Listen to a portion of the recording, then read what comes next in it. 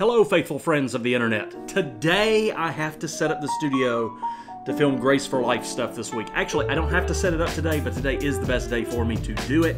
And so later this week, I'll be filming Grace for Life episodes where I teach the Bible and help you experience grace for life through Jesus Christ. But first, I'm gonna go make a keto drink, and I'm gonna guzzle it down fast. Normally, I would sip on it, but I want to guzzle it down fast today because I feel like it. Let's go. At some point, I'm actually going to like thoroughly clean this kitchen, but we haven't reached that point yet.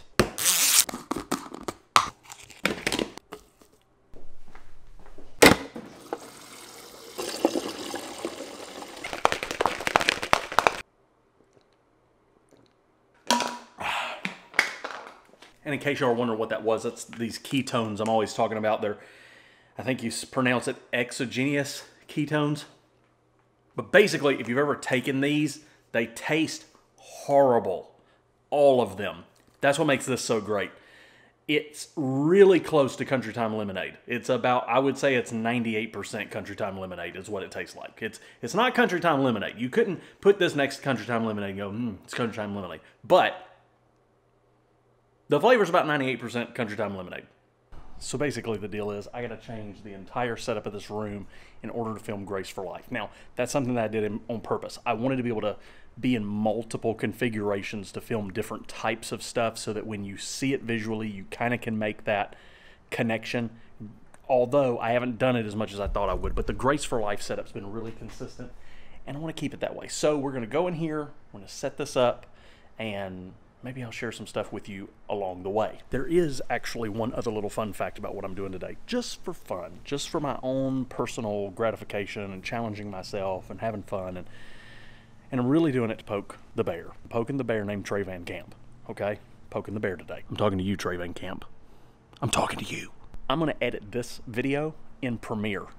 And then my next video will be a video of me editing this video in Premiere. But I'll edit that video in Final Cut. And if you don't know what that means, I typically edit all of my videos in Apple's Final Cut Pro, but instead I'm going to edit this video in Adobe's Premiere Pro just to prove that I'm versatile.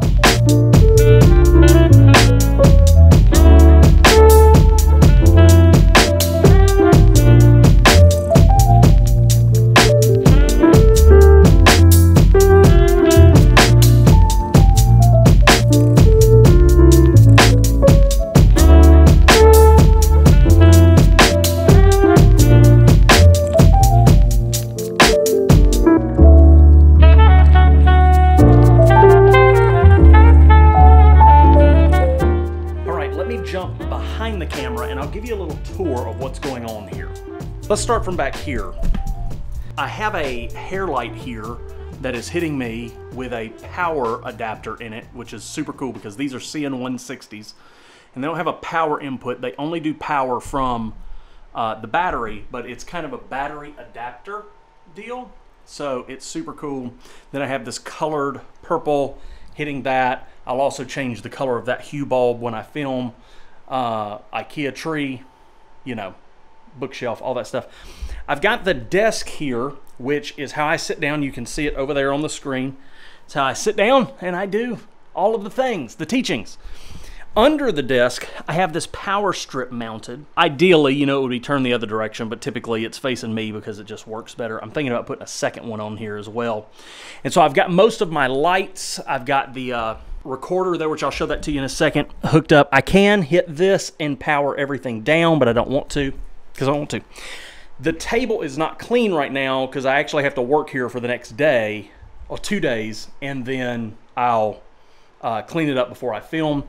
Right here, I've got the Aperture 672W, I believe. It's daylight light. That is just a fill light. I've got the Godox SL60W with a Neewer softbox on it for my key light. Just using the Rode Video Micro for now. I've just put it on a C-stand. This is the first time I've ever used the C-stand. Opened the C-stand up yesterday. I need to probably upgrade this soon, but this really does a great job, and it's going directly into the camera. Now, when I sit here, I started doing this for Ephesians 3. So when I filmed Ephesians 3, I started taking one of my external recorders And I already use the external recorder because I want to make sure that I have plenty of time, but also there's a feature with the A7 III that requires me to do, if I want to film in 4K, which I do the Grace for Life episodes in case I want to push, if I want to film in 4K and have face detect on, I have to use an external recorder. So that's why I use this. But what's nice about this now is that between shots, instead of getting up and going to the camera, I can just record and stop. Now, there's no hard drive in there right now, so it won't do it. But that keeps me from having to be up and down. So I can literally go from one episode to the next pretty easily, and that is awesome. Up here, I've got the camera set up. I get a lot of questions about this. I think I'll probably do a video just about this eventually, but kind of the nutshell here is I've got this tripod on wheels. Lets me just move it around the office, really simple. I mean, it's a very simple setup. Got a multi-strip connected in there, power to the camera. The Ninja V is here. I've been using this one because it's not as good at being mobile, so I kind of keep it on the desk all the time. This one's better for being mobile, not just because of the size, but the way the battery pack comes out is so much better. So that's there. Obviously not using it. I'm bypassing it because I want the other recorder for this. Camera, I've got this old screen that's got a crack in it. That just helps me to have a reference monitor, make sure that I'm in the frame. I could do multiple things. This is pretty multifunctional, and I haven't even started using it in a multifunctional way yet. This is a great setup for live streaming because I can just tap my computer in there. And then bam, I'm right there for a good live stream setup, which I need to start doing more of. Then there's this old iPad. This is pretty old, and I use it for a countdown clock. So I think this is the one I use. Maybe? No, that's not the one I use. This is the one I use. See, it's been 761 hours since the last Grace for Life was filmed. Someone do the math on that. Okay, and then I can just tap to start. And I actually don't start until it gets to 2. Or I'm sorry, 2. When it gets to 12. It gets to 12, I get going. And so that helps me because now I can sit down over here and I have a really good idea what's going on. Total command center. And I actually am using my notes at the desk. So the way I film Grace for Life, it's basically a 3-day process. If any of you have been hearing a ton of humming and thinking, oh man, his studio is so loud. No, I had the fan on. I just turned it off. Sorry about that. But the process for Grace for Life, which is the most intensive and most structured process of all the videos, there are videos that I make that I could wake up the day of, film it, and just be gone and be done. Grace for Life episodes take a little more care and consideration just because we are directly handling and interacting with the word, and I want to make sure that I'm being cautious with that. So essentially, it's a 3-day process, or it tries to be a 3-day process. Sometimes it's 4 or 5, but I try to do it in a 3-day process. The first day is to essentially write the material. So I'm outlining where we're going to go, digging through. A lot of the stuff that I teach, I've already done a good deal of study on, so I'm not having to dig as much in the study, but just kind of figuring out what's the flow that we're going to take. And so I'm writing those notes. That's day 1. Day 2, I wake up, I get ready, I come in, and I sit down and I film. That takes 2 to 3 hours, depending on how much material we get. I don't time the material out when I'm writing it. So I'm not chopping anything down. I'm not necessarily covering everything. There are things that I think this will probably be better to get into as a standalone video or what may. But so I do the second day, I do the filming, and it's just essentially as I'm feeling the timing. So I'll start and I'll stop as I feel I'm at a good stopping place, you know, and then I'll pick up in the next episode. So I'll literally bust out 4 to 6 episodes in one setting, or one sitting, if you will. And then the next day, it kind of starts after the filming that afternoon.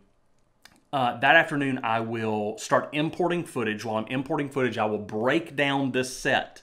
So it'll only be up for 2 or 3 days. I'll break down this set, and then the next day, or that same day if I'm feeling it, I'll start editing. And I really try to edit them all out in one day. And I know some of you are thinking, gosh, that's a lot in 3 days. I know it is, but it needs to get done quickly. There are some efficiency problems I've run into. Final Cut Pro is really great for graphics, but I have run into a couple of little problems. Some of y'all probably noticed that some things will be wrong on the screen from time to time. Sometimes I'm misspeaking and the screen is correcting it because I'm talking so fast. Sometimes there's something wrong. Like I think a few weeks ago, a reference for Ephesians came up on the screen as E. And it's because there are some efficiency issues with cutting and copying and pasting and all that. But for the most part, it's that's pretty much the plan. And so by the end of that 3-day process, I will put all of the videos in a compressor, click export, or click batch is actually what you click. And then it will batch out those 4 to 6 episodes, generally overnight's how I'll do that. And then I'll upload them to the internet when they're done and get all the thumbnails and descriptions and all that stuff ready to go. So that's the process. So I hope you like seeing this stuff. And I did knock my ordination is crooked. I'm not even sure how I did that. If you guys like videos like this, make sure you like, comment, subscribe, click that bell so you get notified anytime that I post something, and I will see you in the next video.